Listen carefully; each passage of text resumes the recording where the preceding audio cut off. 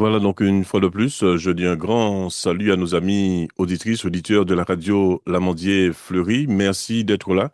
C'est pour nous toujours un véritable plaisir d'être là avec vous afin que nous puissions réfléchir ensemble sur des thématiques que nous considérons comme étant importantes. Un grand salut à la missionnaire Dorine pour le travail qu'elle opère au sein de la radio Lamandier Fleury, sans oublier bien sûr ceux et celles qui font connaître la radio Lamandier Fleury. Je salue particulièrement nos amis du côté de la Caraïbe, sans oublier bien sûr nos amis de l'Hexagone, ainsi que nos amis du côté de l'Afrique. Donc je profite pour saluer aussi tous nos intervenants, tous ceux et celles qui font avancer la radio Lamandier Fleury. Aujourd'hui, j'ai l'honneur et le privilège de recevoir pour vous sur ce plateau, au moment où l'on parle, nous sommes en live, en direct, concernant cette thématique, la communication, comprendre certaines techniques de diffusion. Donc, nous allons essayer de partager aussi certaines expériences de manière pratique, pragmatique. Et nous avons l'honneur, je disais, de recevoir pour vous le pasteur Didier Vallet, qui nous fait toujours l'honneur et le plaisir d'être là pour nous afin de nous former, puisqu'il est aussi formateur par ailleurs. Donc, c'est pour moi un véritable plaisir de le recevoir sur ce plateau. Sans tarder, je vais lui demander de bien vouloir saluer nos amis auditrices, auditeurs de la radio Lamandier Fleury. Une fois de plus, merci, pasteur Didier, d'avoir accepté notre invitation. Pasteur Jules, sans oublier Dorine, merci à vous pour l'invitation et puis salutations aux auditrices et auditeurs de l'Amantier Fleuri. Ça me- Jules, je réfléchis toujours à ce titre-là, je me dis ça fait vraiment Caraïbes, ça fait fleur et j'aime ça, je l'avoue. Merci, merci énormément. C'est vrai qu'on a beaucoup débattu hein, avant de d'opter pour je dirais, ce thème, ce sujet, ce titre du moins. Donc, merci d'avoir accepté notre invitation, je disais. Donc, nous allons, je ne sais pas si vous avez quelques nouvelles à donner de manière générale, comment ça se passe du côté de chez vous, hein, comme dirait l'autre. Donc, quelques nouvelles très succinctement. Oui, oh, il n'y a rien de nouveau, enfin rien que je ne peux pour l'instant communiquer ou dire, mais voilà, dans l'ensemble, sinon ça va dans l'ensemble. La Vendée, il fait chaud et il fait froid. Je crois que c'est le lot de tous les, de tous les gens qui habitent l'Hexagone en ce moment. Absolument. Merci à vous. Donc, sans tarder, pasteur Didier Vallet, je vous laisse tranquillement développer la thématique. Hein, je rappelle la thématique, hein, la communication, comprendre certaines techniques de diffusion. Et après quoi, nous aurons quelques questions ayant trait bien sûr à ce développement. Merci à vous. On vous laisse pleinement la place. Alors, de prime abord, je vais essayer de lire mes notes et désolé, elles sont un peu longues, mais j'aime bien travailler le sujet en profondeur. Donc de prime abord, il nous faut revenir au fond même de la nature de l'Église. Le verset qui sert souvent de référence, surtout pour la diffusion de l'Évangile, la proclamation de l'Évangile, est celui de Matthieu 28, 19, 20 qui, je le rappelle, dit « Allez, faites de toutes les nations des disciples et baptisons au nom du Père, du Fils et du Saint-Esprit, et enseignez-leur à observer tout ce que je vous ai prescrit. Et voici, je suis avec vous tous les jours jusqu'à la fin du monde. » Alors j'aime ce texte, mais je considère que dans le cadre de cette formation, que j'ai intitulée Communication et Évangile, le texte fondateur devrait être celui contenu dans Jean 17, 20. Jésus dit dans ce moment-là, où il est avec ses apôtres, je ne prie pas seulement pour eux, je prie aussi pour ceux qui, grâce à leur parole, croiront en moi. Donc parler au nom du Christ est essentiel parce que croiront celles et ceux qui auront entendu.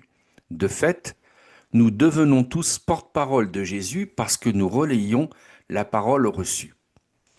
Au texte de Jean 17-20, nous y ajoutons un second volet qui se trouve dans l'épître de Paul aux Colossiens au chapitre 4 et les versets 5 et 6. Il écrit « Trouvez la juste attitude à l'égard des non-croyants, saisissez l'occasion. Que vos propos soient toujours bienveillants, relevés de sel, avec l'art de répondre à chacun comme il faut. » Les deux textes, Jean 17-20 et Colossiens 4, 5 et 6, serviront de piliers à cette formation communication évangile, car ils inaugurent les fondements mêmes de la communication, à savoir pourquoi, pour qui et comment. Alors, sans plus tarder, nous allons voir le pourquoi en nous inspirant directement de Jean 17, 20. Ce texte souligne que la foi n'est une parole relayée, puisque c'est grâce à leurs paroles que d'autres croient, la clarté du message est vitale. Mais comme le dit si justement la citation de Nicolas Boileau, ce que l'on conçoit bien s'énonce clairement, et les mots pour le dire arrivent aisément. Cela signifie que relayer la parole reçue demande de la fidélité et de la structure pour que le message ne soit pas déformé. À mes yeux, il me paraît impossible de s'improviser preneur ou preneuse de parole sans réelle qualification, surtout si l'on veut travailler dans un ministère en lien avec la communication. Certains enseignements prétendent que tenir de tels propos, ce que je viens d'avoir, c'est faire fi du Saint-Esprit.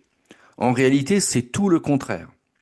En se formant, nous entendons respecter, servir et honorer le Saint-Esprit pour qu'il trouve en nous un relais de qualité qui, tel un disciple, prendra le temps de la formation ainsi que la formation continue au sérieux. Nous en arrivons donc au deuxième, le pourquoi et le comment. Et là, c'est Colossiens, chapitre 4, les versets 5 et 6. L'apôtre Paul, c'est un communicateur hors pair. Il appelle à une adaptation précise, répondre à chacun comme il faut, et une esthétique du propos, relevée de sel. Le pour qui, l'expression juste attitude à l'égard des non-croyants, justifie l'utilisation de la communication visuelle moderne. On pourrait citer YouTube ou les Reels, mais nous y reviendrons, pour rejoindre ceux qui sont hors de l'Église. Le comment, le sel et la bienveillance se traduisent techniquement par la qualité du son et de l'image. Un son médiocre ou un visuel négligé peut masquer la saveur du message. C'est ici qu'interviennent les thématiques de communication visuelle et auditive. On appelle ça la communication CVA, communication visuelle et auditive. La vision, à chaque fois, il va falloir définir quand une église ou un groupe ou une personne veut se lancer dans la communication visuelle et auditive, quel est ce qu'elle veut faire précisément. J'en ai listé pour ma part quelques-unes, mais il en existe d'autres, je peux l'entendre. Il y a des personnes ou des églises qui ont une vision informative de la communication. Donc là, c'est faire une promotion suivie des activités ecclésiales.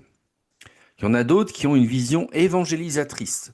Tout faire pour que des gens découvrent la foi en Jésus-Christ et se tournent vers lui afin de vivre pour lui. Il y en a d'autres qui ont la vision apologétique. Donc le répondre à chacun comme il faut, face aux doutes, c'est la défense de la foi.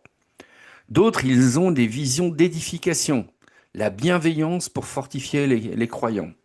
D'autres ont des visions d'enseignement. Alors c'est encore un autre palier. Ensuite, il y a la vision de la contradiction, savoir dialoguer avec le sel, même dans le désaccord. Mais avant d'aller plus loin dans le propos, nous pensons utile de signaler que si nous considérons l'apôtre Paul comme un communicateur hors pair, il a aussi connu des échecs de communication. Si nous analysons le récit de l'aéropage en Actes 17, 16 à 23, c'est un échec. Appelons ça un échec, parce que c'en est un. Les Athéniens ne veulent plus entendre Saul de Tarse, dit Paul, ce beau parleur. Impréparation, peut-être. Quoi qu'il en soit, c'est un échec de communication. Est-ce que Paul s'est découragé? Certainement pas. En revanche, il est certain qu'il a appris de ses erreurs. Et ce qu'enseigne ce récit, c'est une règle simple qu'il faut appliquer à soi-même quand nous voulons devenir des communicants. L'échec existe et c'est ainsi. Donc, à nous de relever la tête et de repartir en ayant appris à mieux communiquer. C'est simplement un parcours de disciple, c'est-à-dire un apprenant qui continue d'apprendre. J'en viens maintenant à une analyse comparative des approches, communication évangile, incluant les médias et les formats possibles. La communication chrétienne, qu'elle soit visuelle ou auditive, n'est pas monolithique. Elle se décline en diverses approches, chacune ayant des objectifs distincts et nécessitant des stratégies adaptées en termes de médias et de formats. Mais les membres d'Église subissent aussi ce que l'Observatoire officiel prévention nomme la fatigue informationnelle. Alors, je le répète, Pasteur Jules, pour être sûr, ça vient de l'Observatoire officiel de la prévention en France, et ils ont appelé ça la fatigue informationnelle, ou l'autre phénomène qui est connu comme le stress numérique, qui est la résultante de la surcharge d'informations à traiter au quotidien et des sollicitations incessantes via des canaux digitaux. Selon les données de l'Observatoire officiel prévention sur la fatigue informationnelle, nous avons pas moins de 275 sollicitations au quotidien, allant de celles du travail en passant par les privés, la publicité, les médias, les réseaux sociaux, etc., etc. Les églises sont une source qui ajoute à cette fatigue informationnelle, même si la démarche est louable. Pour preuve, les annonces qui n'en finissent pas et les multiples appels à ceci ou cela. Donc attention à bien équilibrer nos outils et attentes. J'en profite pour faire une parenthèse. Parfois, on a l'impression que l'on travaille un peu dans le vide. Il faut juste ne pas oublier que cette fatigue informationnelle est une réalité et qu'on a beau essayer de trouver les meilleurs vecteurs de communication possibles, les gens, quand ils reçoivent en moyenne 135 à 175 mails par jour, sont peut-être fatigués. En rentrant chez eux, ils ont besoin d'une pause. Donc c'est pour ça que si les églises ne tiennent pas compte aussi de cette réalité, ils peuvent développer une espèce de, on va dire, amertume déguisée en disant on investit tellement dedans pour si peu de résultats. Oui, je dis à celles et ceux qui veulent investir dans la communication visuelle et auditive, prenez en compte cette fatigue informationnelle parce qu'elle est présente. À présent, je vous propose de travailler sur 6 visions principales liées à la communication et évangile. Quels outils de diffusion privilégier pour des formats efficaces? Puisque, Pasteur Jules, j'ai vu que dans l'annonce, on va essayer d'être très concret. Après, je sais qu'on va surtout en parler ensemble. Alors, je reviens sur l'information ecclésiale. Cette approche vise à diffuser des nouvelles, des annonces et des informations pratiques concernant la vie de l'Église, événements, services, changements administratifs, etc. L'objectif de l'information ecclésiale est de maintenir la communauté informée et engagée dans les activités internes. Les médias possibles qui sont les plus utilisés, alors ça, ils regroupent peut-être les plus grandes choses. Nous avons le site web de l'Église, on en reparlera plus tard, qui est un vecteur de communication. Nous avons aussi les newsletters par email qui sont envoyés. Nous avons aussi les affiches qui sont utilisées, les fameux flyers qui sont très très utilisés, les écrans d'affichage numérique dans certains locaux d'église. Vous rentrez, vous avez déjà des images d'informations. Voilà, il y a tel pique-nique qui va se faire, etc. Nous rajoutons aussi Facebook, la page Facebook. Nous rajoutons Instagram, nous rajoutons TikTok, nous rajoutons les groupes WhatsApp, les groupes Telegram, etc., etc. L'ensemble de ces médias permettent, pour cet objectif, une diffusion rapide et une visibilité claire des informations clés. Mais à cela, il y a encore d'autres choses qui se mettent. Il y a d'autres outils de communication qui sont utilisés. Vous avez les annonces verbales lors des services. Vous savez, les 10-12 minutes pour annoncer tous les programmes possibles et inimaginables.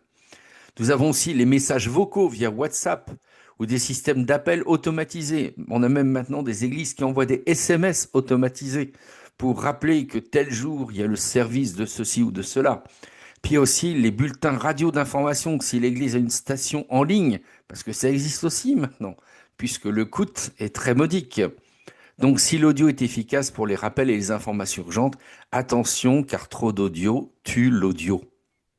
Alors le format à retenir en 2026 pour la formation ecclésiale, et on dirait qu'il faudrait une infographie simple, des images avec des textes clairs, des courtes vidéos d'annonces, 15-30 secondes, des carousels d'images sur Instagram, des bannières sur les sites web.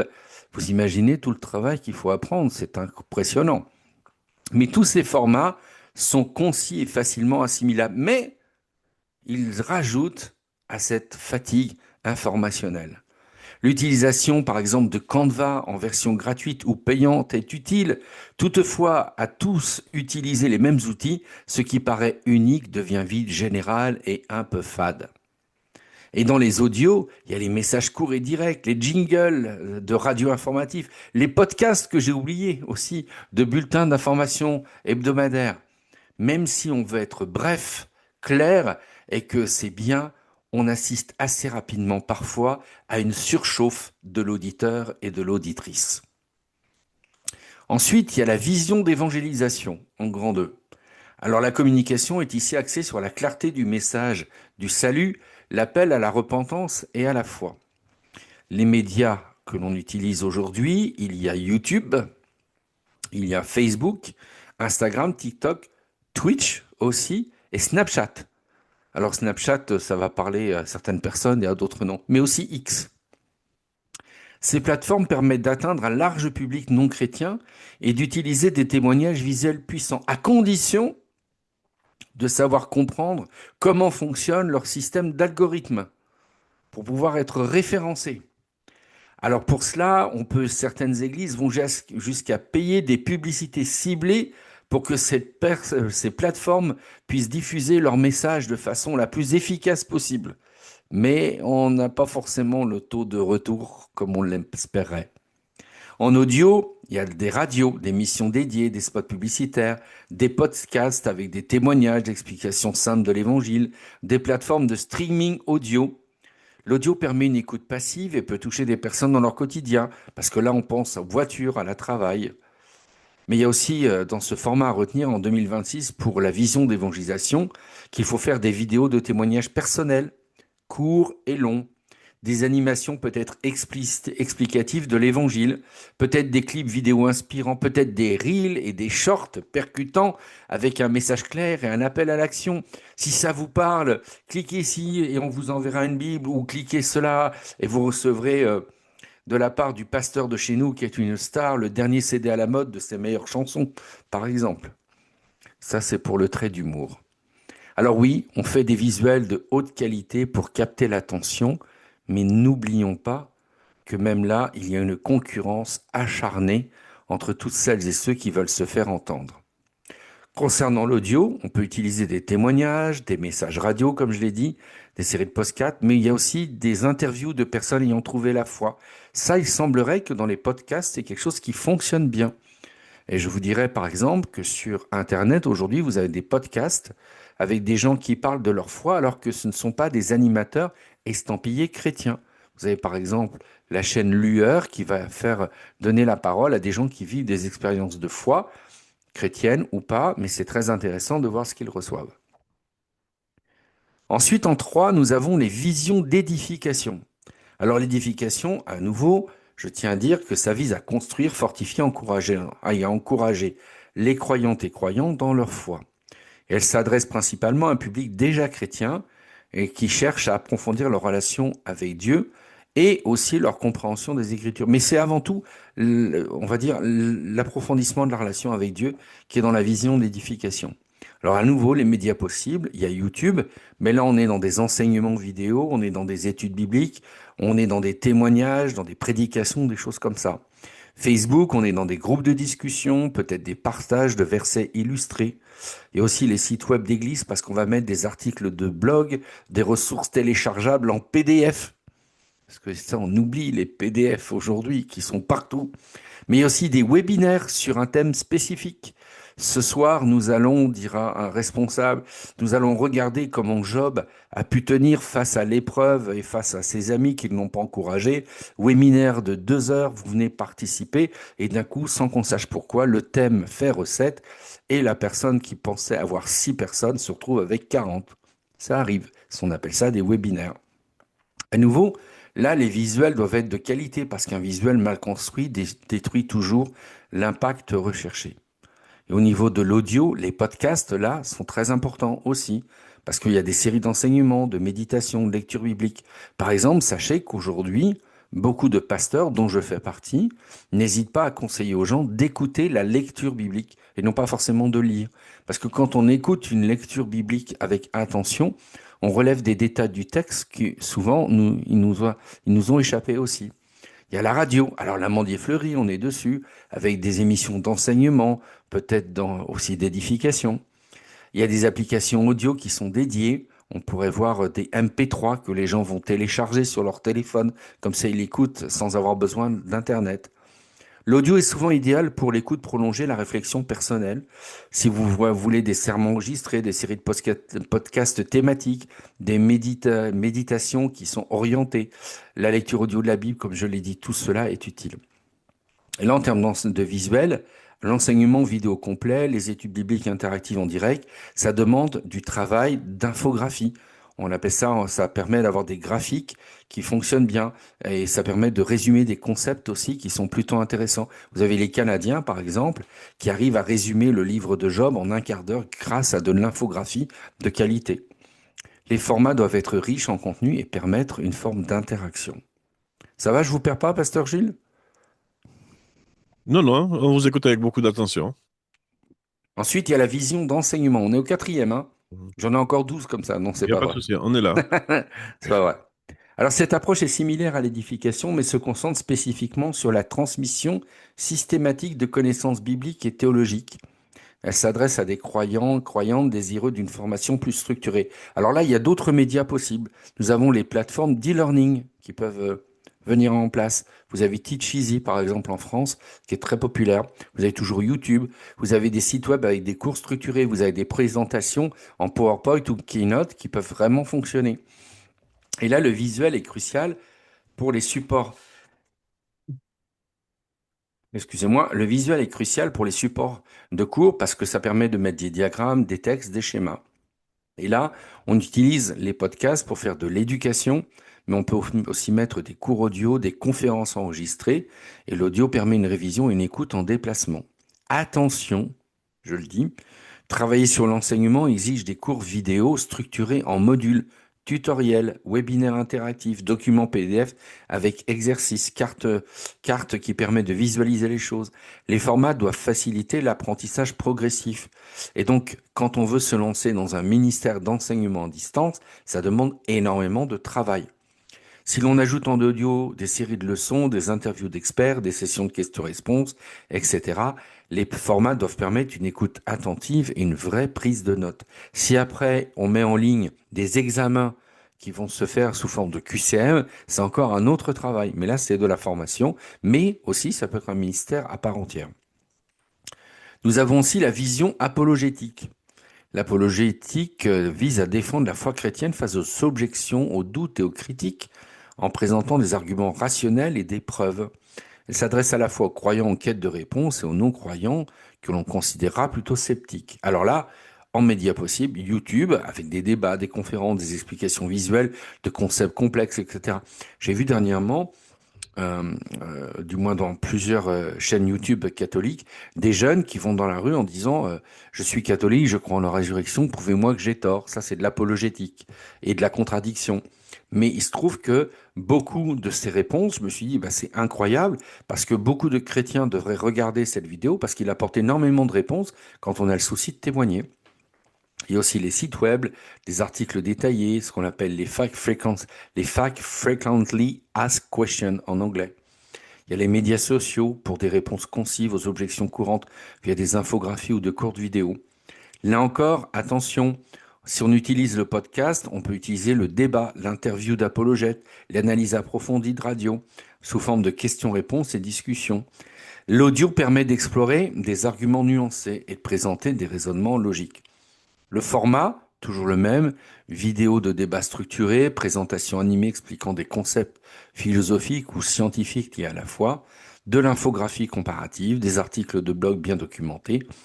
En un mot, la rigueur et la clarté sont primordiales. Maintenant, nous sommes en 6, Pasteur Jules, la vision de contradiction ou de dialogue constructif, parce que le mot contradiction fait parfois un petit peu peur. Alors cette approche, bien que délicate, consiste à aborder les sujets controversés, les désaccords théologiques ou les critiques internes, externes à la foi.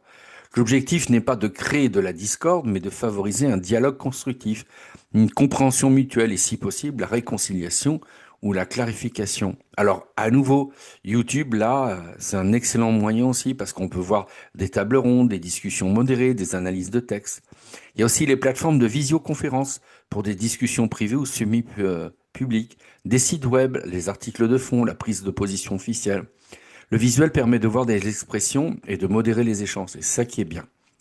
Et là, à nouveau, on peut utiliser les podcasts pour des discussions, des interviews croisées, l'analyse de différentes perspectives, la radio, l'Amandier Fleury en fait partie, émission de débat avec modération, on va dire bien amenée, Pasteur Jules.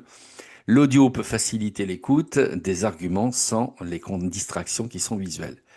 Là, à nouveau, le format, Débat vidéo modéré, interviews croisées, analyse comparative de doctrine, documents écrits présentant différentes positions avec respect. La modération et la préparation sont essentielles. Le format doit garantir un espace d'expression équilibré et respectueux. Je vous renvoie sur YouTube où il y a une vidéo entre catholiques et évangéliques. Ils sont avec un modérateur, c'est deux panels, et ils posent un thème et quelqu'un lève la main du côté catholique, du côté évangélique, ils sont tous les deux à la table, ils ont 7 minutes pour présenter leur argument. C'est un média à part entière et ça c'est une vision de contradiction ou de dialogue constructif. Ça fonctionne comme ça. Alors la conclusion de ce que je vous apporte ici, c'est que chaque approche de communication chrétienne possède une finalité spécifique qui dicte le choix des médias et des formats. Une stratégie de communication globale intègre souvent plusieurs de ces visions en adaptant constamment les outils visuels et auditifs pour maximiser l'impact auprès des publics cibles. La clé réside dans la compréhension claire de l'objectif de la communication du public visé et dans la sélection judicieuse des canaux et des contenus pour servir au mieux le message de l'Évangile. La qualité technique et la pertinence du contenu demeurent des piliers, quelle qu'en soit l'approche adoptée. Alors maintenant, je vais rentrer aussi dans le détail du coût technique de tout ça, parce que c'est important d'arriver sur ça.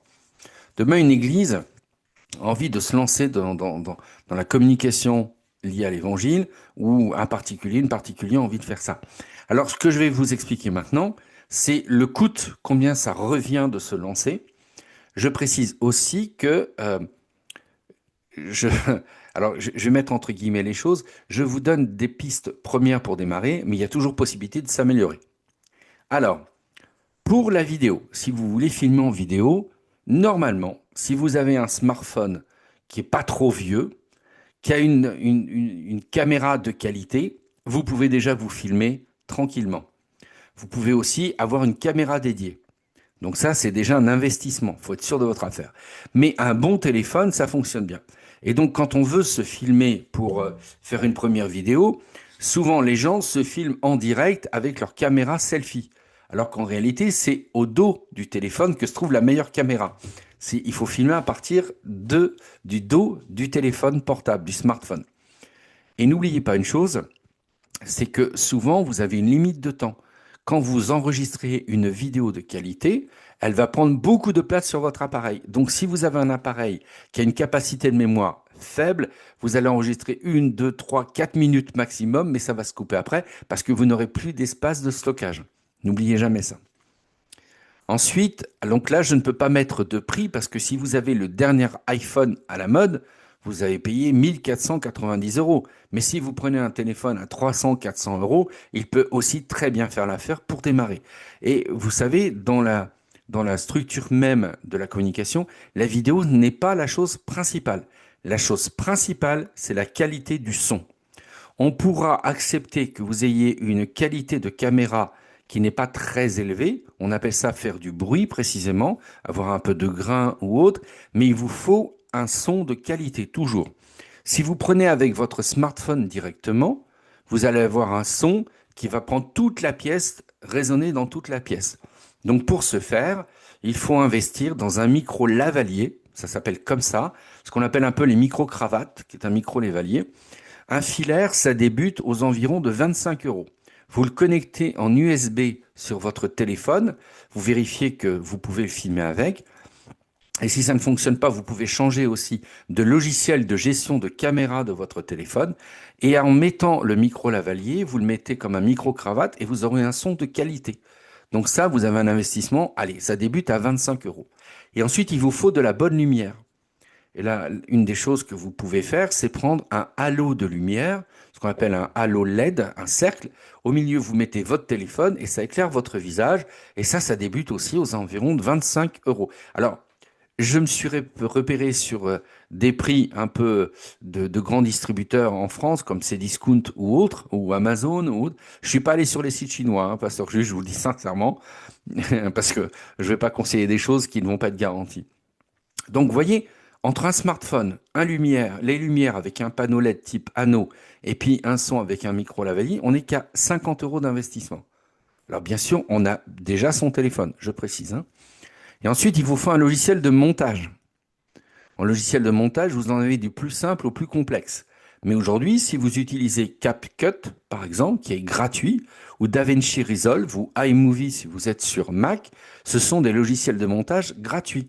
Vous n'avez pas besoin de faire de l'étalonnage, vous n'avez pas besoin de corriger ce qu'on appelle on appelle ça les tendances chromatiques de vos images, etc. Vous pouvez faire un montage tout à fait de qualité pour pouvoir le produire. Et ça vous coûte zéro. Donc j'en reviens. Coût du smartphone, si vous l'avez déjà, il vous faut juste investir 50 euros pour avoir une lumière de qualité et un son de qualité. Donc c'est quand même pas grand-chose.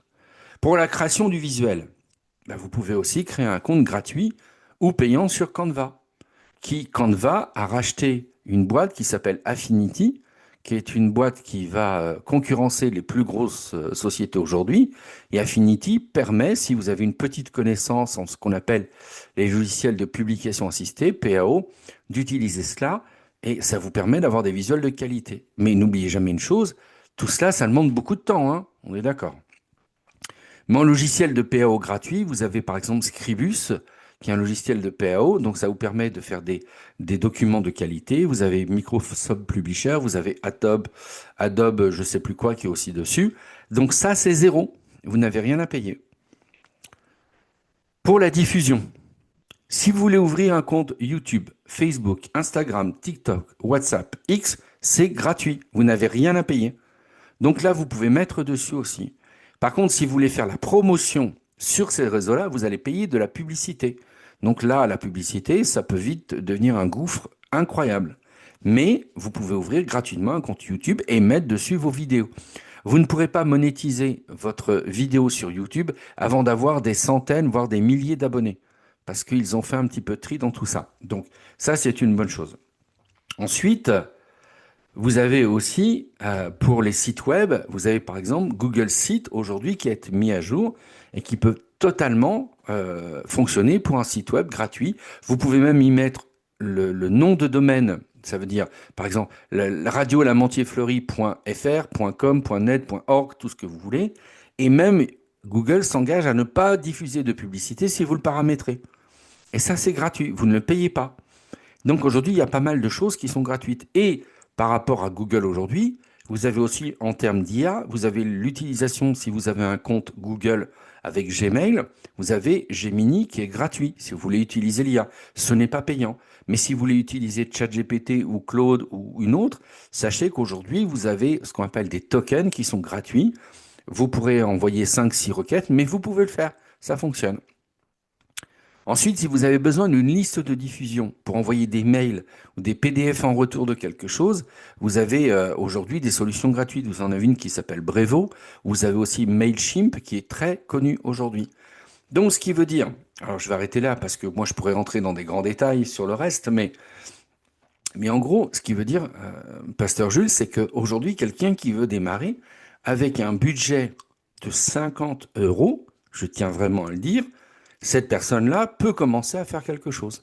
Mais, si cette personne veut faire du tout venant, alors elle fera du rien venant.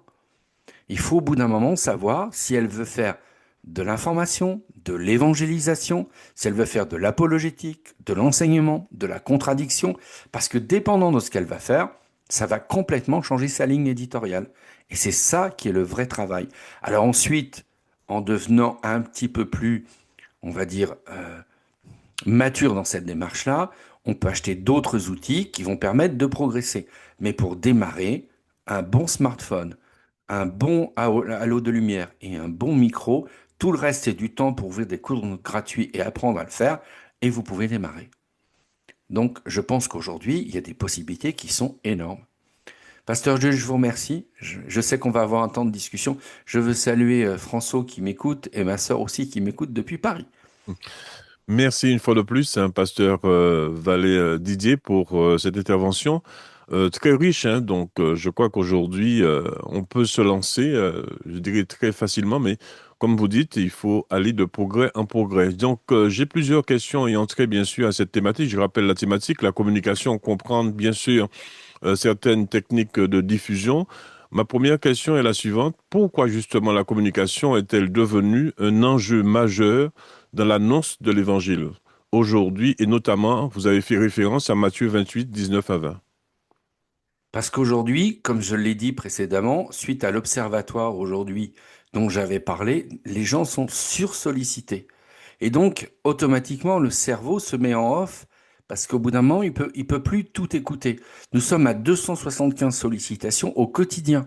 Donc, vous multipliez ça par 365, imaginez le chiffre que ça fait. C'est astronomique. Donc, au bout d'un moment, il faut arriver, entre guillemets, à faire entendre sa voix au milieu du désert.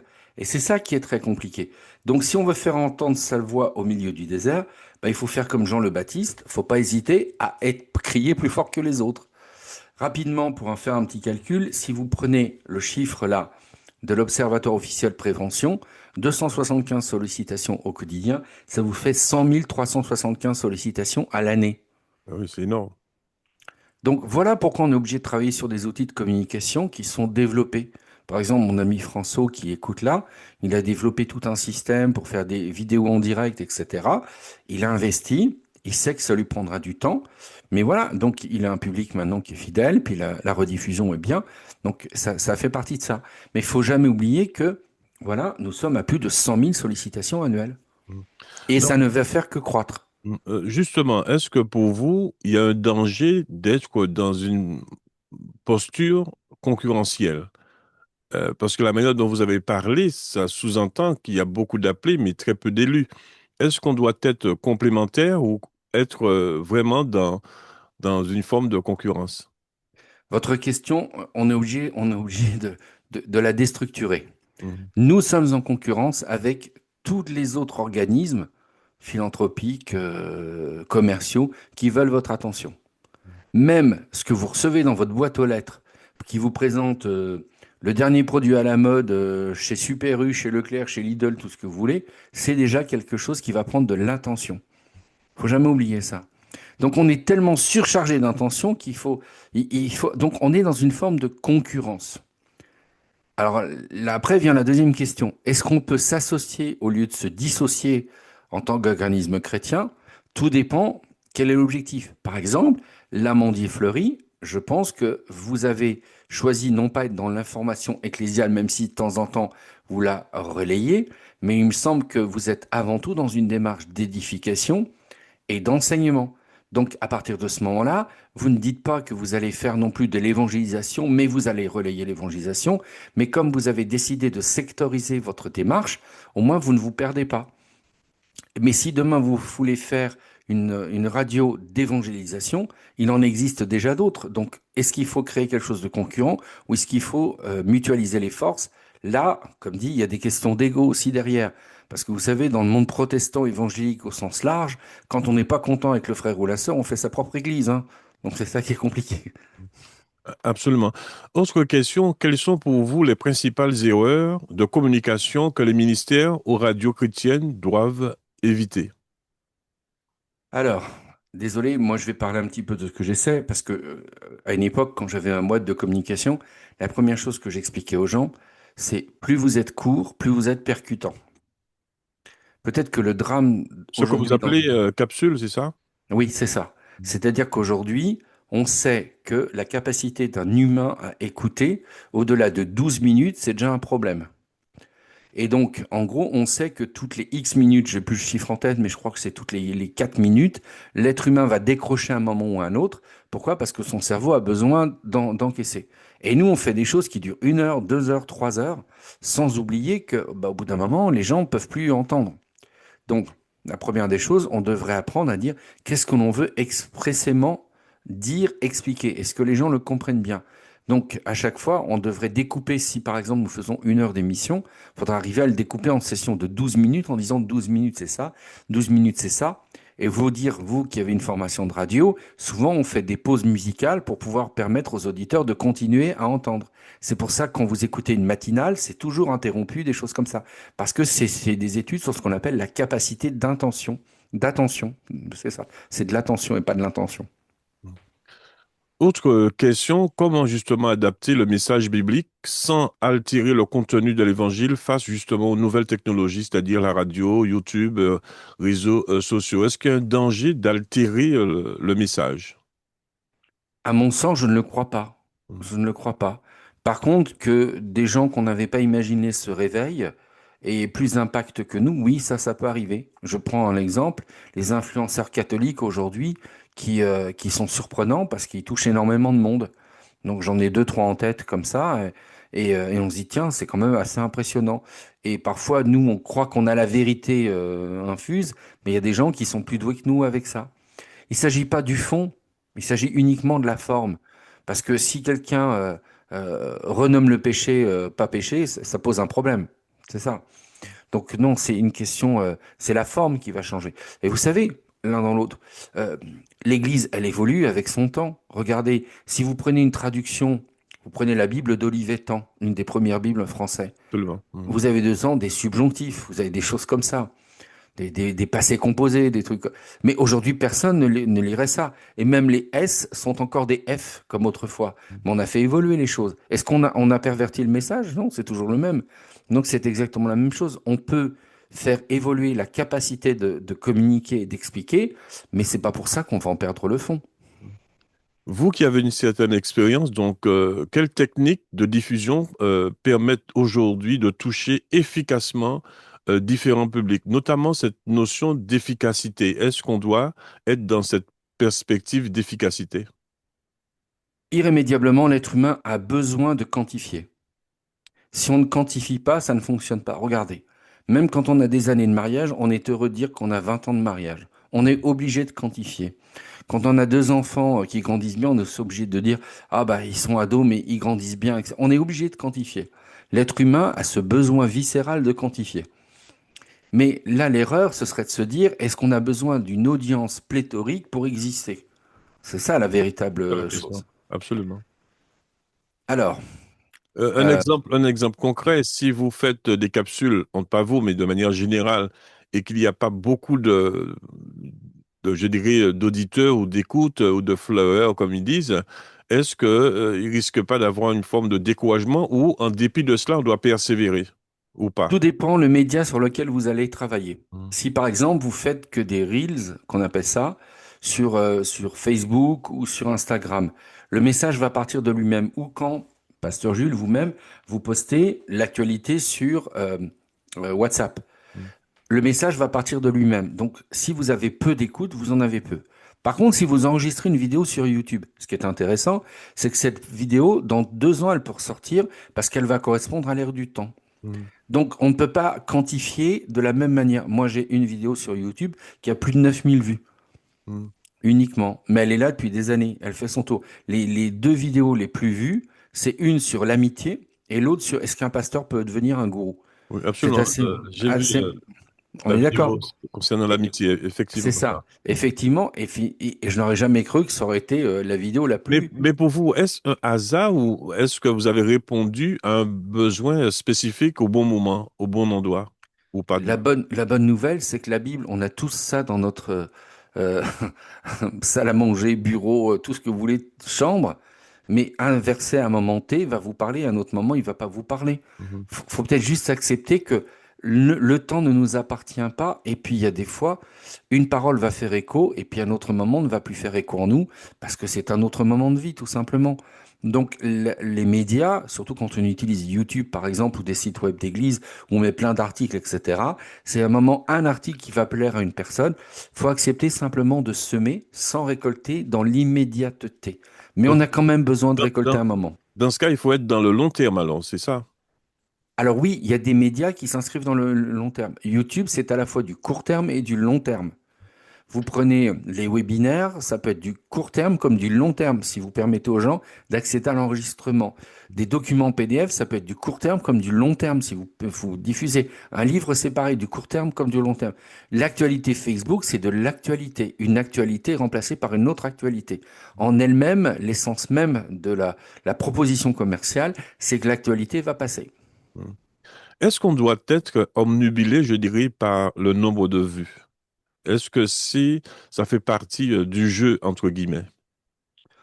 Oui et non, oui et non. Je pense que si dans le livre des actes, on parle de 3000 personnes, de 5000 personnes, et qu'après on dit ils étaient qu'une poignée, etc., c'est que même à l'époque des apôtres, les chiffres avaient une importance, visiblement. Voilà. Je pense que oui, oui, on a besoin de quantifier notre travail. On en a tous besoin. Après, attention, c'est là où je mets en garde. Si vous faites des vidéos YouTube ou des choses sur Facebook ou Instagram ou un site d'église, etc., et que vous commencez à tordre les choses pour avoir de plus en plus de vues, vous avez perdu la réalité. Je pense que le mieux, me semble-t-il, quand vous avez un projet, mais ça c'est un vieux débat que l'on n'aura pas aujourd'hui, à savoir, est-ce que c'est la prière qui détermine l'objectif ou c'est l'objectif que vous avez, vous le mettez en prière pour le valider. Vous voyez, c'est deux approches différentes. Je suis plutôt de la seconde école. Je pense que c'est quand on a un projet que la prière devient quelque chose de fort. Certains pensent qu'il faut d'abord se laisser inspirer par la prière. C'est deux écoles de pensée et je vais pas les mettre d'accord ce soir. Et en même temps, il faut pas développer la pensée magique aussi. Il y a le danger de la pensée magique. Ah, vous connaissez ça, hein parfois? Non, non, c'est pas, c'est ça que, c'est là que vient pour moi toute cette démarche de se dire, si on veut sérieusement prendre les choses, faut être sûr de dire, Seigneur, je suis prêt à m'engager sur telle ou telle période, et puis de se donner un temps. Par exemple, quand j'ai dit qu'on peut se lancer sur YouTube en dépensant 50 euros, ben on se dit que 50 euros, on va essayer de tenir un an, 2 ans. Maintenant, attention, publier tous les X jours, ça demande un travail qui est colossal. Comme j'aime souvent le rappeler, pour faire un montage de 6 minutes de vidéo, des fois, ça vous demande une après-midi de travail, quand vous voulez bien faire les choses. Attention, quand on commence à mettre le doigt dans l'engrenage, ce n'est Absolument. plus un loisir, c'est un travail bis. Donc je pense qu'un travail bis sans résultat, au bout d'un moment, il est normal et humain de se sentir découragé. Mhm. Et c'est là qu'à mon sens, il faut faire l'étude préalable qui est de dire quelle est ma cible, quel est mon public, qu'est-ce que je vise. Par exemple, François, je sais qu'il m'écoute, François, je te salue à nouveau. Lui, il a une vision à la fois d'édification et d'enseignement via YouTube pour parler aux gens et un peu pour les réveiller. Donc c'est ça, et donc s'il se reste sur ce créneau-là, à un moment ou un autre, un tel va parler à un tel parce que la régularité va à un moment ou un autre payer, c'est sûr. Mais si demain il s'attend à 3 millions d'auditeurs en même temps, François, avec toute l'amitié que j'ai pour toi, tu vas encore attendre un peu. D'où cette cinquième question. Comment conjuguer justement qualité technique et puissance spirituelle dans une émission ou diffusion chrétienne? Comment conjuguer cela?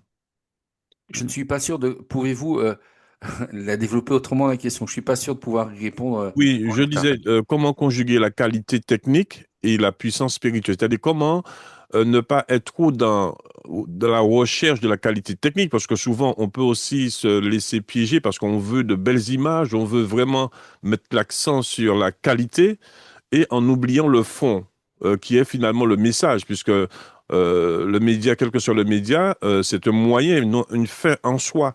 Comment ne pas faire des moyens une fin en soi pour toujours garder l'objectif? Comment conjuguer les deux?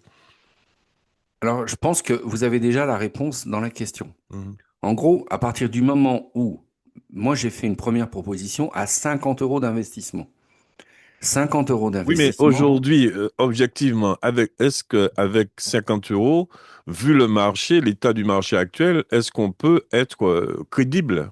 complètement, complètement. Mhm. Vous avez un apologète sur YouTube, il se filme au volant de sa voiture, Mhm. avec un micro qui est relié à son oreille, ou des fois le micro du smartphone. Et ce monsieur-là fait des milliers de vues. Donc, ce qui veut dire que si on recherche uniquement l'exploit ou la performance technique pour la performance technique, pourquoi pas? Mais dans ces cas-là, associez-vous avec quelqu'un qui crée du contenu et faites-vous plaisir dans la technique. Mhm. C'est un peu dans ce sens-là. Ah, Donc, effectivement, il y a des gens, mais vous savez, dans nos églises, il y a ce même problème. Vous avez des gens, ils viennent à l'église, ils passent leur temps à contrôler les potentiomètres de la table de mixage, à vérifier les couleurs, les lumières, à vérifier le son, les images, tout ça. Et en fin de compte, si vous regardez en détail, ce qui vraiment les met plus en mouvement, pour eux, c'est jouer avec les voilà, potentiomètres et c'est les ça le boutons. danger. Oui, oui, c'est ça le Oui, problème. Ouais. Ça a toujours existé, ça existera toujours. Mais si quelqu'un veut se lancer dans ce ministère ou vivre ce ministère, et si cette personne a les moyens dès le départ d'investir dans du matériel de qualité et qu'elle n'en perd pas son âme ou son désir de servir, eh ben let's go, allons-y. Moi, je bénis Dieu pour les gens qui ont les moyens d'investir dans du bon matériel, parce que vraiment, travailler du bon matériel quand ça devient un ministère à part entière et qu'on s'inscrit sur la durée, mais qu'est-ce que c'est agréable. Quel... Et celui qui vous parle avait un studio vidéo, hein, Oui, je le rappelle. absolument. Je le rappelle. Mais il est là potentiellement. Oui, c'est plus compliqué maintenant, mais moi j'avais Justement, tout un studio vidéo. sans entrer dans votre vie privée ni dans les détails, euh, qu'est-ce qui a fait que vous avez arrêté, puisqu'en quelque part, ça marchait quand même. Est-ce que c'est du découragement, c'est des circonstances particulières? Qu'est-ce Euh, qui fait qu'à un moment donné, on peut s'arrêter? Bah, c'est venu précisément du fait que je n'avais plus de studio vidéo pour faire la démarche que je voulais et de qualité comme je voulais. C'était quelque chose qui pour moi devenait un peu lourd. Non, mais Et- objectivement, sans vous contredire, mais là, actuellement, au moment où l'on parle, nous sommes en direct et vous avez une image extraordinaire, vous avez un décor extraordinaire, vous avez un cadre extraordinaire. Donc, je vois pas qu'est-ce qui empêche, puisque là, potentiellement, tout est OK là pour vous. Le son, il est bon, le décor, il est bon, le contenu, il est bon. Donc, je vois pas. Le temps, Pasteur Jules, quand vous me demandez d'intervenir, je passe des heures à travailler sur Je ce que le vous me sais, proposez. ça se ressent, oui, c'est Et, vrai. et c'est le temps. Le temps, une journée, elle ne fait que 24 heures. C'est le temps. Et quand je vous dis que faire un montage vidéo de qualité, ça prend beaucoup de temps, et puis après, trouver toujours, éviter par exemple les A, I quand vous parlez, Absolument. éviter de... Voilà, c'est toute une diction qu'il faut aussi maîtriser. Ça prend du temps. Donc avant tout, c'est le temps. Moi, j'ai perdu mon studio vidéo parce qu'on a dû déménager. Donc je n'avais plus la grande maison que l'on avait dans laquelle il y avait mon studio. Puis après, c'est une question de temps. Parce que Oui, mais quand on met le j'irai plus doigt dans le dedans, sens, ça prend un pasteur temps de Didier, fou. je ne voulais pas vous contredire, mais j'irai plus dans le temps du sens que de la qualité, parce que vous avez la qualité, vous avez le son. Le son que vous avez actuellement, beaucoup ne l'ont pas. Donc, vous êtes quand même, vous avez le contenu. Bah, Donc, Dieu soit béni, je, vous en profitez à l'amandier je, fleuri. je penserai plus davantage de la question du temps. Et, Oui, c'est avant tout le temps. Mhm. Aujourd'hui, je suis quelqu'un qui prend beaucoup de temps à bien préparer les Préparer, choses absolument. Ouais. et je n'interviens jamais quand je n'ai pas pris le temps de bien mûrir et bien préparer les choses. Peut-être que, alors certains pourraient y voir une démarche un peu de perfectionnisme, ce n'est absolument pas le cas, hein. C'est juste que je crois qu'à partir du moment où vous êtes en compétition ou concurrence avec des centaines et des milliers de gens qui font des vidéos, si vous n'avez pas un ton qui vous est propre, une empreinte qui vous est propre, pour moi, autant renforcer les autres. Mhm. Donc, est-ce que j'ai une empreinte Mais qui est attention, propre? ça Est-ce ne que nous j'ai une dérange démarche pas, qui hein. est Le fait propre? de nous renforcer, au contraire, on est content de Mm. profiter de votre savoir. Mais c'est vrai que vous avez quand même, j'ai regardé vos vidéos, vos capsules. D'ailleurs, je me suis un peu inspiré des capsules, parce qu'avant, je faisais des messages de 1 heure maximum ou un peu plus parfois. Et je me suis inspiré 2, 3 minutes. Les gens ne disent parfois, bon, ils comprennent pas, ils auraient voulu que ce soit plus long. Mais je pense en 2, 3 minutes, on peut dire beaucoup de choses. Une capsule aujourd'hui, c'est ce qui marche le mieux, Mhm. sincèrement. C'est pour ça que vous avez YouTube, par exemple, qui a créé les shorts.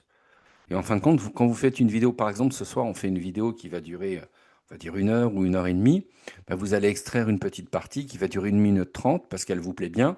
Et aujourd'hui, par exemple, YouTube va mettre en avant surtout les shorts. Mhm. C'est comme Absolument. ça. Mhm. Si vous allez sur Facebook, si vous prenez une vidéo que vous mettez de YouTube, un lien sur Facebook, Facebook va vous mettre en dernier. Par contre, si vous téléchargez directement la vidéo sur Facebook, Facebook va vous remonter dans son algorithme. Mhm. Mais aujourd'hui, ce qui fonctionne le mieux, ce sont les shorts. Ça va passer. Il y a d'autres formats qui vont venir. Absolument. Aujourd'hui, par exemple, on sait qu'un format d'Internet, c'est un format qui dure en moyenne 19 minutes. Donc, quand on regarde la statistique YouTube, on a au début, dans les 3 premières minutes, les gens qui regardent, et vous avez à peu près de 3 minutes, vous perdez la moitié de votre audience. Mhm. Donc, quand vous arrivez à aller jusqu'à 19 minutes, c'est plutôt intéressant.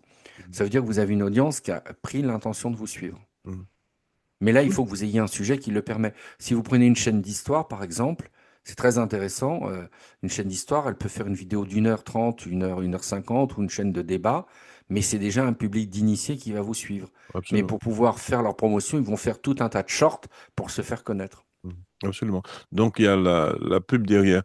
Autre question, quel conseil donneriez-vous à une petite, justement, structure chrétienne qui souhaite développer une communication efficace, on retrouve ce mot d'efficacité, avec peu de moyens? Vous l'aviez dit tout à l'heure, mais est-ce que vous voulez faire une synthèse par rapport Alors, à ça? si on parle de communication visuelle et auditive, donc si on parle, par exemple, peu de moyens, aujourd'hui, par exemple, si vous avez besoin d'imprimer des choses, il vaut mieux chercher des imprimeurs en ligne sur Internet que de le faire dans l'imprimerie d'à côté parce que ça va vous coûter beaucoup moins cher par Internet. Ça, c'est une chose qu'il faut comprendre.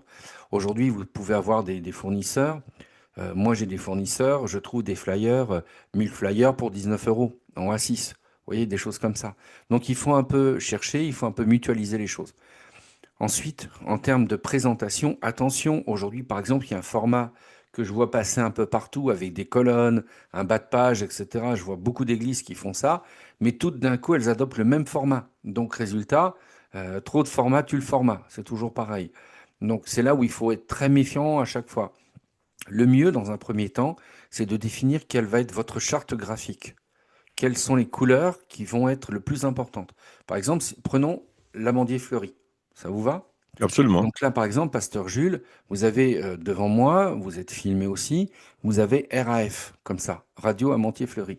Est-ce que ça peut pas devenir simplement votre démarche à vous? On va partir de cette forme de police très précise, on va en faire ce qu'on appelle votre démarche graphique. Donc votre démarche graphique, elle va être simple. On prend Radio Lamantier Fleuri, si on fait par exemple sur un rond comme ça, vous voyez, un cercle dans lequel on va mettre Lamandier Fleuri, et puis on met au milieu uniquement sur Internet, rejoignez-nous, etc. Il faut définir votre charte visuelle. Et à Mhm. partir du moment où vous allez définir votre charte graphique, bah de là, il y a plein de choses qui peuvent découler. Votre site Internet, il va avoir une certaine image. Vos flyers, vos affiches vont avoir une certaine image. Votre communication sur WhatsApp, sur Facebook, sur tout le reste va avoir une certaine image. Donc, il faut partir de ça. Mhm. Et aujourd'hui, bah, vous avez par exemple, comme dit, Canva, qui est le grand actuellement. Vous savez, Canva est australien hein, comme boîte. Hein, c'est une boîte australienne à la base. D'accord. Canva met ça à disposition des gens. Donc voilà, il faut un peu chercher. Mais une fois que vous avez votre charte, vous y tenez. Il faut que les gens puissent rapidement vous reconnaître. TF1 ne change pas de logo tous les 3 jours. Mhm. Total ne va pas changer de logo. Je crois que EDF, qui est devenu NGO, on change de logo tous les 30 ans. Donc une fois que vous avez votre charte graphique, il faut la garder. Absolument. Quels sont pour vous les avantages et les limites des plateformes numériques dans l'évangélisation moderne? Est-ce qu'il y a des limites? Oui, oui, oui, il y a une limite. La limite, c'est ce qu'on appelle l'isolement numérique. C'est-à-dire que des gens qui s'enferment dans ça, vivent à travers ça, et finalement ne rencontrent plus jamais personne. Donc, moi, j'aime beaucoup ce que dit l'Alliance adventiste mondiale, qui dit que tout outil numérique doit conduire irrémédiablement après à la rencontre. Ils disent pas à l'église, mais à la rencontre. En gros, il faudrait qu'à un moment ou un autre, on tombe surtout pas dans l'isolement numérique, parce que là, ce serait une grosse, grosse erreur. Alors maintenant, quand je dis ça, attention. Je vais vous raconter par exemple quelque chose qui, moi, m'aurait plu de développer, mais qui aujourd'hui manque un peu de ressources. Aujourd'hui, par exemple, dans les maisons de retraite ou des choses comme ça, j'aurais bien voulu mettre des écrans dynamiques pour pouvoir développer un réseau de communication. Je m'étais approché du Parlement européen pour trouver des fonds pour cela, en disant qu'à travers une application, la famille pouvait mettre des choses sur un écran, etc. Donc aujourd'hui, ce serait des choses. Donc là, on n'est pas dans l'isolement numérique, on est dans l'isolement tout court, et ça permet, entre guillemets, de mettre un peu de couleur dans cet isolement. Donc vous voyez, je mesure bien les choses. Absolument. Justement, comment mesurer l'impact réel d'une diffusion chrétienne, c'est-à-dire l'audience, témoignage, transformation des vies ou engagement spirituel? Est-ce qu'on est appelé à mesurer les effets, en quelques mots, le résultat? Est-ce qu'on doit rechercher un résultat? Alors, Est-ce que quand c'est vous avez... modeste? Est-ce que c'est modeste de rechercher un résultat? Non, en gros, si on travaille pour du résultat, bah, c'est logique. C'est comme si demain vous me dites, j'ai bêché la terre, je l'ai retournée, j'ai planté des graines, et je m'en fiche royalement de savoir si je vais avoir des melons ou pas. Mhm. Il y a une question de bon sens derrière. Toute personne qui sème a envie de récolter. Ça, c'est logique. Et c'est même biblique. Et se ranger derrière en disant non, mais c'est pas grave. Mais il y a la question de fond qui se pose. Qu'est-ce qui fait que je récolte? Est-ce que je suis responsable, le fait que j'ai planté des graines de melon? Est-ce que j'ai une part de responsabilité du fait que la graine va germer? Même si Ben, je c'est l'arrose, peut-être là. est-ce qu'il n'y a pas quelque chose qui nous dépasse à travers même ce qu'on sème? Mais heureusement, heureusement, et ça c'est l'enseignement de Paul. Quelqu'un a fait ceci, mais c'est Dieu qui a fait croître dans l'affaire. Mhm. Donc c'est peut-être là où, pour moi, le média communication évangile a une autre saveur que les autres. On n'est pas dans une saveur commerciale. On est avant tout dans l'idée de se dire que, tiens, là, moi, Dieu m'a permis de planter quelque chose, bah, même si c'est pas moi qui récolte, si la personne peut dire, bah, moi, c'est parce que j'ai entendu juste Pasteur Jules sur une capsule dire quelque chose et ça a changé ma vie, même ma compréhension, ma relation à Dieu, ma relation, j'ai petit à offrir le pardon à telle ou telle personne, bah, c'est ça qui va faire la différence. Mais après, il faut pouvoir le quantifier. Dire que demain, effectivement, si vous avez une chaîne YouTube où vous avez 1 million d'abonnés, c'est mieux que d'en avoir 200. Vous Vous voyez êtes, ce que je veux dire? vous êtes visionnaire, alors merci pour la prophétie. Bah, je l'espère pour vous, 1 million d'abonnés. Mais voilà, et c'est un peu dans ce cadre-là. Mais attention, après, est-ce que vous voulez tout faire quitte à vous pervertir vous-même pour votre 1 million d'abonnés, ou est-ce que vous êtes prêt demain à en perdre 200 000 parce que quelque part, vous n'allez pas jouer sur tel ou tel registre et puisque ça va pas plaire aux gens? C'est là où ça commence à devenir un petit peu plus prégnant. Vous Mhm. comprenez ce que je veux dire? Absolument. Donc, Mhm. par exemple, aux États-Unis, quand United Methodist Church a validé le mariage pour tous, donc les couples homosexuels, l'ordination de pasteurs gays, lesbiens, queer ou tout ce que vous voulez, machin, bah, l'Église s'est séparée en deux. Donc il y a des gens qui ont dit ah non, nous on veut surtout pas partir parce que nous, même si on est fidèle à la Bible, mais si on se sépare d'eux, on va perdre tant de millions d'euros. Et après, c'est des enjeux comme ça. Il y a des églises qui ont dit, on perdra les millions d'euros, mais on ne perdra pas notre âme. Et il y en a d'autres qui ont dit, sans perdre les millions d'euros, on va pas perdre notre âme, mais on va trouver un accommodement. Donc c'est là qu'après, c'est une question de conscience et de responsabilité devant Dieu. Mhm. En parlant de cela, est-ce que vous parleriez d'échec au niveau des plateformes, de la diffusion? Quelqu'un qui fait je sais pas, qui a un site YouTube, qui se rend compte que ça fonctionne pas trop, est-ce que cette personne devrait changer son fusil d'épaule, faire autre chose? Est-ce que pour vous, concernant la diffusion à travers les réseaux sociaux, est-ce que vous parleriez d'échec? En soi, il faudrait faire autrement ou différemment. Je vais vous citer un homme qui s'appelle Anthony Robbins, alors qu'on aime ou on n'aime pas. Un jour, un chef d'entreprise vient le voir et lui dit, je vais arrêter mon travail. Ah bon, Anthony Robbins lui dit, pourquoi? Bah, j'ai tout tenté, et je vais pas y arriver. Et Anthony Robbins dit, donne-moi les dernières 1000 choses que tu as tentées. Il dit, ah non, j'en ai tenté deux. Alors il dit, non, t'as pas tout tenté. Mhm. Donc tout simplement, c'est de se dire que des fois, on s'est juste trompé d'objectif. Et puis après, on peut aussi se tromper soi-même en disant, j'avais pas imaginé la somme de travail que c'était. Et on est des apprenants. On est des apprenants. Mais après, je bénis Dieu pour les gens qui sont avec persévérance, qui se disent, on va y arriver, on va travailler, peut-être qu'il faut revoir. Et puis après, on essaie de voir, tiens, bah, finalement, là, il semblerait que l'auditoire soit plutôt avec moi sur telle ou telle chose parce qu'ils ont l'impression que je suis plus crédible dans ce domaine-là. Donc, à voir comment je vais le travailler. Et on a l'exemple, par exemple, de youtubeurs qui, au début, ont fait des vidéos parce qu'ils parlaient, je ne sais pas, de voitures ou autre. Puis ils se sont aperçus qu'il y avait des chaînes qui faisaient ça mieux qu'eux.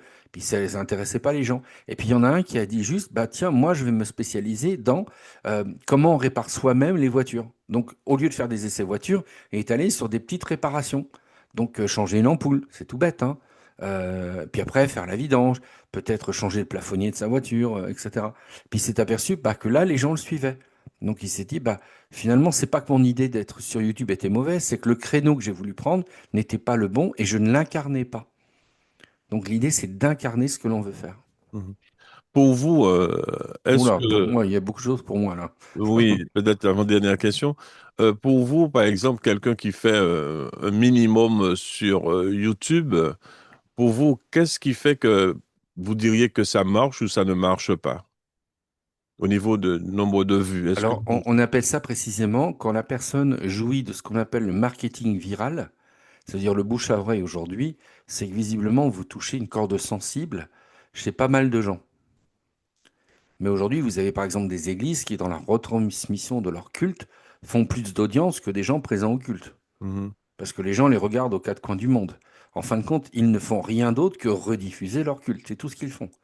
Mais les gens sont tellement contents de ce qui est produit que, et moi j'ai assisté à une église comme ça, j'étais dans la salle et après j'ai écouté sur Internet. Sur Internet, la qualité était meilleure que dans la salle parce que le son était bien fait pour YouTube, etc. C'était même assez impressionnant. Et c'est comme ça. Mais donc il y a des églises qui fonctionnent comme ça, qui ont une audience de dingue, hein. Mais vraiment, je le dis, hein. Ça ferait pas lire pas mal de gens, hein. Et sont des YouTubeurs incroyables finalement. Mais eux, ils se voient pas comme des YouTubeurs, ils voient juste YouTube comme un relais de ce qu'ils vivent déjà en église. Mm. Je ne sais pas si vous avez répondu à ma question, mais pour vous, le minimum syndical, ce serait quoi? Est-ce qu'il y en a? Je ne pourrais pas vous répondre. Je connais des gens, ils sont contents parce qu'ils ont une centaine d'abonnés. Et ils sont contents parce que bah, ils entretiennent un petit groupe qui se partage, des petites choses comme ça. Puis il y en a d'autres, s'ils n'ont pas 10 000, ils sont pas contents. Moi, je ne connais pas le curseur du contentement des gens. Mhm. Et vous, pasteur Jules, vous seriez content avec combien d'auditeurs? C'est facile de me poser la question. D'où ma dernière question. Chers auditeurs, vous D'où voyez que pasteur Jules ne me répond pas. d'où cette dernière question. Quel encouragement donneriez-vous justement aux serviteurs, animateurs radio, responsables de médias et croyants qui veulent utiliser les médias pour la gloire de Dieu?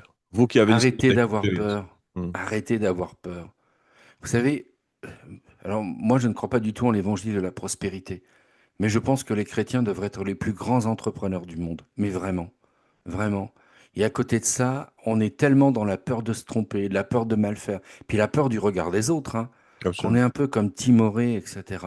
Balancez-vous, puis demain vous vous plantez, et après, relevez la tête, marchez, continuez. Et surtout en France, hein, on a peur de Ah l'échec, oui, bah, contrairement aux Américains. moi, je suis marié à une Canadienne, hein, donc ça aide un peu. Oui. Mais Non, mais c'est vrai. mais lancez-vous, lancez-vous. Alors oui, comme je l'ai écrit dans un de mes livres, moi j'avais lancé une boîte de com, la boîte de com elle a coulé, j'ai perdu 8 000 euros, et une amie juive d'ailleurs de confession m'a dit, t'as appris combien de choses en 3 ans? Je dis énormément de choses. Bah, ça t'a coûté que 8 000 euros. C'est une vision des choses. Mais en France, vraiment, on a tendance à être timoré. Vraiment, je le dis. Mm. Il faut se lancer et après, et après. Mm.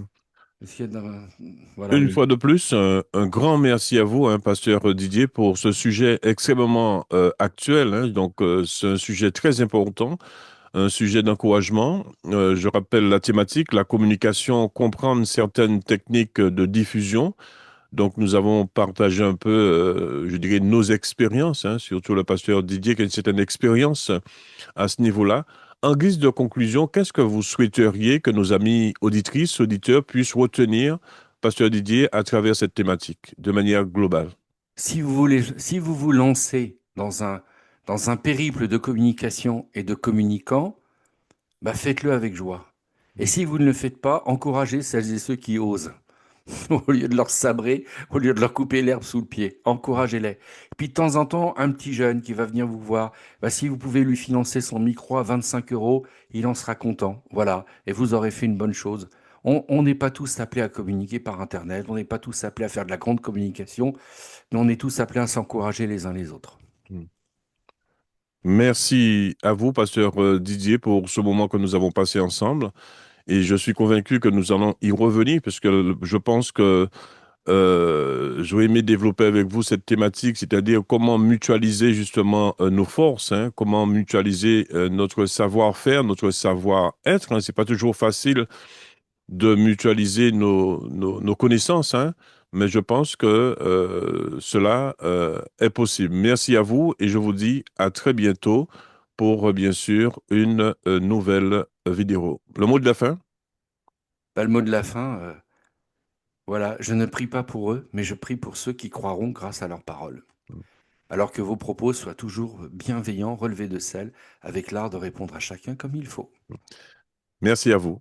À très Bonne bientôt. route.